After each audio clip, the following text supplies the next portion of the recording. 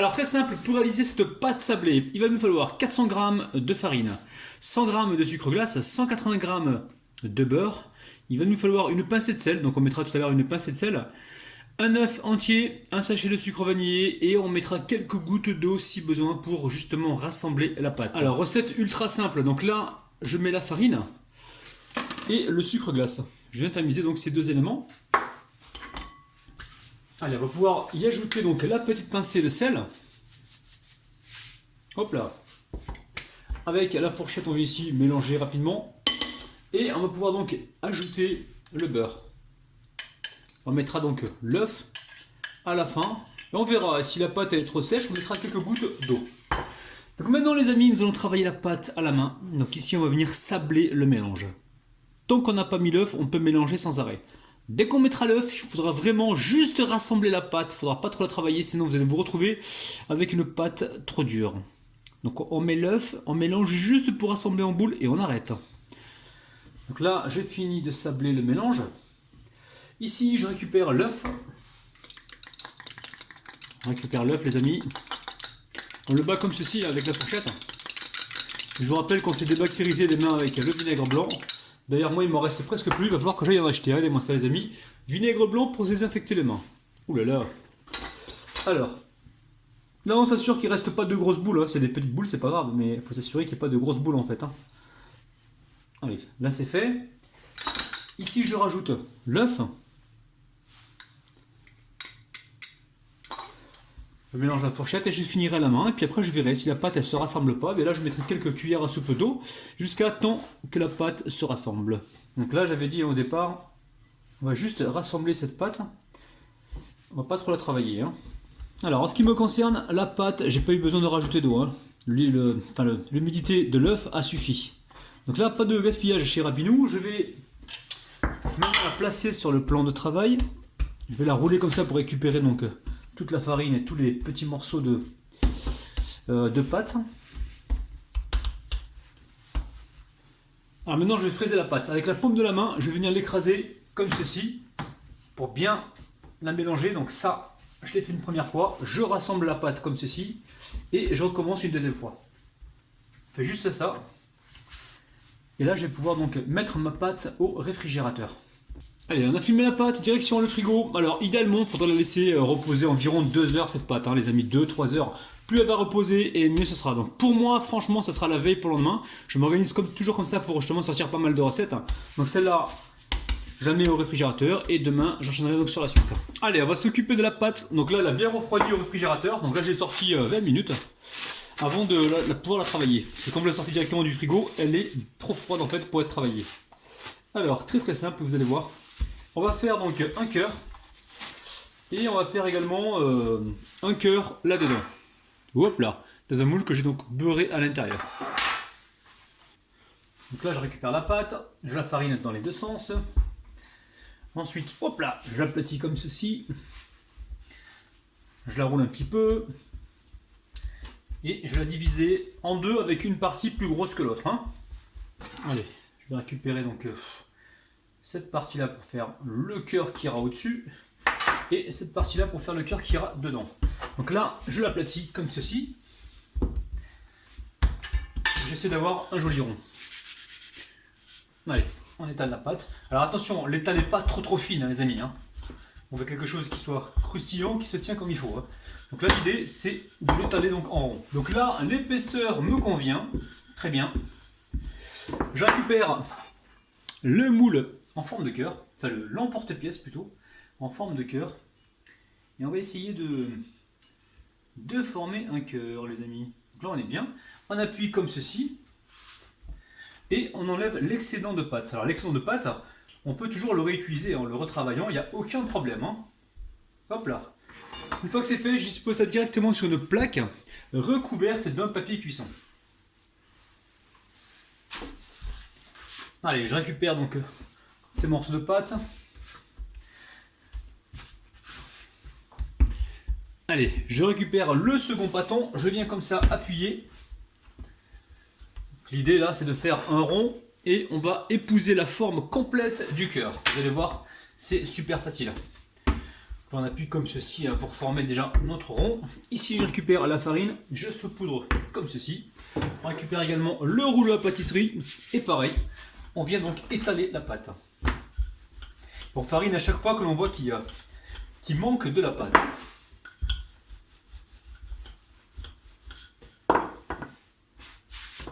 Alors ici j'ai disposé donc le premier cœur, maintenant je vais disposer le deuxième cœur dans le moule.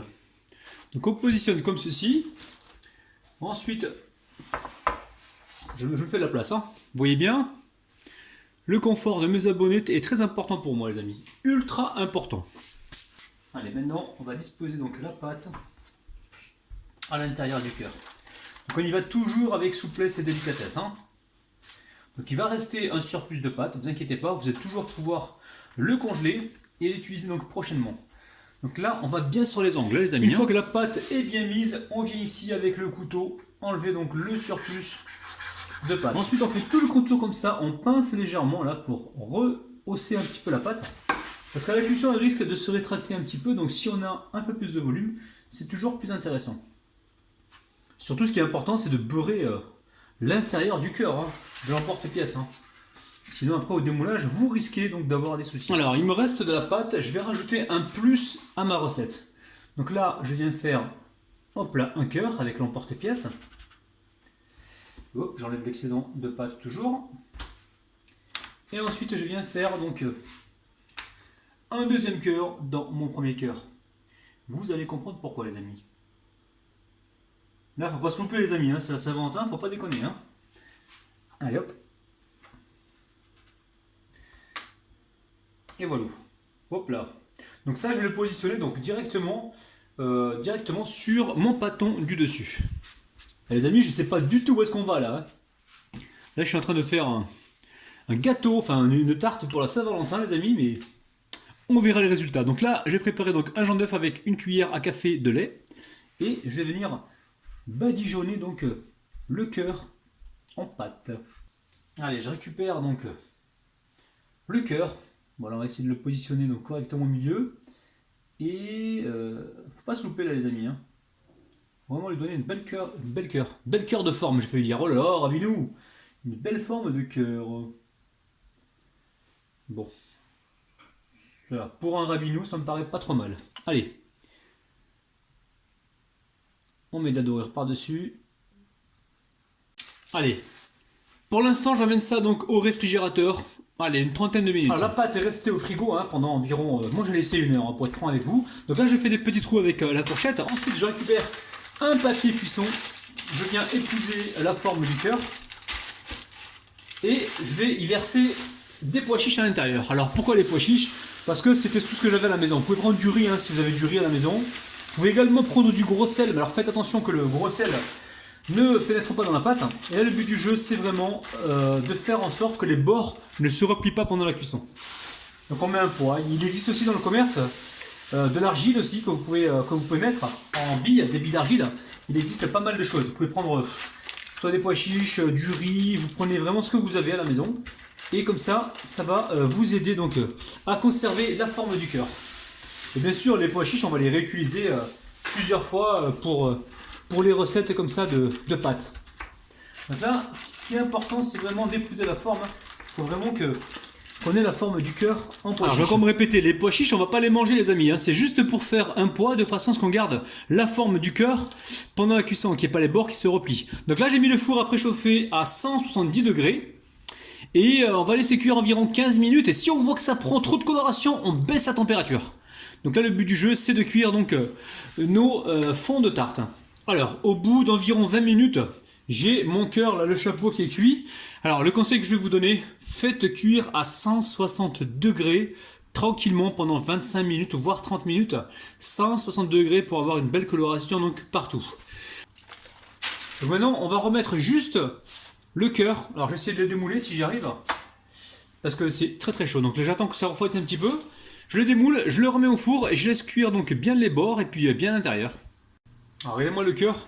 Donc j'ai fait détruire la fourchette à l'intérieur du deuxième cœur pour justement que ça ne gonfle pas trop. Donc je mets ça pour l'instant sur le plan de travail. Ici je vais faire rapidement. Waouh, c'est chaud hein. C'est très très chaud. On va essayer de retirer. Oula. Non, ça colle. Faites attention, ça colle les amis. Ok. Donc là, je remets cette plaque au four pour cuire donc l'intérieur et un petit peu les côtés. On peut mettre de la dorure si on veut là sur le côté pour avoir quelque chose de bien doré, c'est à vous de voir. Donc là, on est reparti à 162 degrés et je dirais moi tranquillement pendant au moins 10-12 minutes. On surveille peut-être un peu plus, il faut que l'intérieur soit cuit. Allez, c'est reparti. Alors, dans mon placard, j'ai retrouvé donc les empreintes à bagues que j'avais il y a une époque. Je vais les utiliser. Alors, j'ai pris du chocolat. Là, j'ai environ 6 carrés de chocolat. Vous pouvez en prendre 7 ou 8 carrés. Tout dépend de la taille de votre empreinte. Et j'ai donc fait fondre le chocolat au micro-ondes, mais juste aux 3 quarts en fait. Là, il reste encore des morceaux. Très important pour avoir un chocolat qui cristallise donc avec cette technique-là. Donc là, il ne faut pas qu'il soit complètement fondu. Il faut vraiment qu'il reste des morceaux comme ça. Et juste la chaleur de celle-ci va nous permettre de faire fondre le chocolat restant. Une fois qu'il est fondu, on va pouvoir le couler directement dans nos empreintes. Alors très simple, là il ne manque plus qu'à remplir donc les empreintes avec mon chocolat donc fondu. Hop là, on va essayer de faire ça proprement. Alors, on a rempli donc nos empreintes, maintenant direction le frigo, on va laisser complètement refroidir et ensuite on pourra les démouler. Alors vous en faites pas, c'est pas joli, mais au démoulage, ils seront super bien les amis. Recette de mousse au chocolat de malade. Alors, nous allons avoir besoin de 200 g de chocolat noir, 30 g de beurre, 2 vaches qui rient, nouveauté dans cette recette, ça va nous apporter de l'onctuosité, et 4 œufs entiers. Donc on prendra des jaunes et on prendra donc les blancs séparément. Alors, première étape, rien de plus facile. Ici, je récupère donc mes 2 vaches qui rient, je les mets dans le bol avec le chocolat et le beurre et j'amène ça à fondre tout doucement donc au micro-ondes. Alors au bout de 30 secondes, vous sortez votre chocolat avec le beurre et la vache qui rit, vous mélangez comme ça et vous remettez à fondre les amis. Gentiment, doucement, on fait attention. Allez, c'est reparti. Alors là, je sépare les blancs des jaunes. On a déjà séparé 3. Là, c'est le 4e. Hop là, les blancs dans un saladier et les jaunes dans l'autre. Il n'est pas trop chaud, on va pouvoir verser tout de suite les jaunes d'œufs à l'intérieur. Donc là c'est tiède, le chocolat il est tiède, il va légèrement faire coaguler les jaunes, il ne va pas vraiment les faire trop coaguler, mais il va légèrement les saisir on va dire, mais sans les cuire. Donc là on mélange correctement comme ceci, on peut prendre le fouet si on le souhaite. Alors, les jaunes d'œufs ont disparu dans le chocolat, donc maintenant je vais venir monter mes blancs en neige. Alors je vous montre une petite astuce, si vous voulez des blancs d'œufs bien lisses, c'est de mettre quelques gouttes, écoutez-moi bien les amis, de citron. Donc là on ne met pas beaucoup de citron, quelques gouttes comme ça. Et si vous n'avez pas de citron, vous mettez du vinaigre blanc, mais très très peu. Et vous allez voir, vous aurez des blancs d'œufs de malade, de compétition les amis. Allez, on fouette. Là je vous montre les blancs d'œufs, il ne faut pas qu'ils soient trop montés. Juste comme ça les amis, regardez-moi ça. Hop là, tu te calmes s'il te plaît. Juste comme ça, là ils sont bien souples. Je retire les fouets et là je viens verser donc tout mon chocolat avec le beurre et la vache qui rit et les jaunes d'œufs. Je mets tout comme ça les amis, regardez-moi ça, c'est un truc de malade. Et vous allez dire mais c'est pas comme ça qu'on fait une mousse au chocolat, t'inquiète, on est sur cuisine rapide, on essaie de trouver des astuces pour aller vite. Et comme Rabinou et Radinou, on récupère tout, on ne laisse rien les amis. Alors Radinou, c'est en français, enfin c'est en français, on dit comme ça en France. Et au Maghreb, on pourrait dire Kolzezinou. Alors si vous connaissez d'autres expressions, ou dites-moi directement dans votre langue comment on dit radin, dites-moi ça en bas dans les commentaires, je suis pressé de savoir comment vous dites radin dans les commentaires. Alors on dit c'est opération Rabinou, le Radinou les amis. On récupère tout le chocolat, et vous allez voir les blancs d'œufs les amis, on a mis quelques gouttes de jus de citron, et on va avoir une texture bien lisse. Alors on pourrait mélanger tout ça à la maryse, comme ceci, ou le faire directement au fouet. Donc tout dépend si vous êtes pressé ou pas. Mais bon, moi généralement je le fais au fouet. Alors aujourd'hui j'ai envie de le faire à la maryse, voilà, pour faire le malin et pour vous montrer. Et si vous voyez que ça se mélange mal, dans ce cas-là, prenez le fouet. Donc cette recette marche très bien avec des fraises, à condition de faire la mousse au chocolat. Si vous mettez de la ganache au chocolat, la fraise et la ganache, ça sera trop fort en chocolat. Maintenant, si vous le faites en mousse, vous allez pouvoir remplacer donc les framboises par de la fraise, il n'y a aucun problème. Donc ici je mets ma confiture de framboise. Je me suis pas trompé, c'est bien la framboise que j'ai acheté, oui, framboise Rabinou.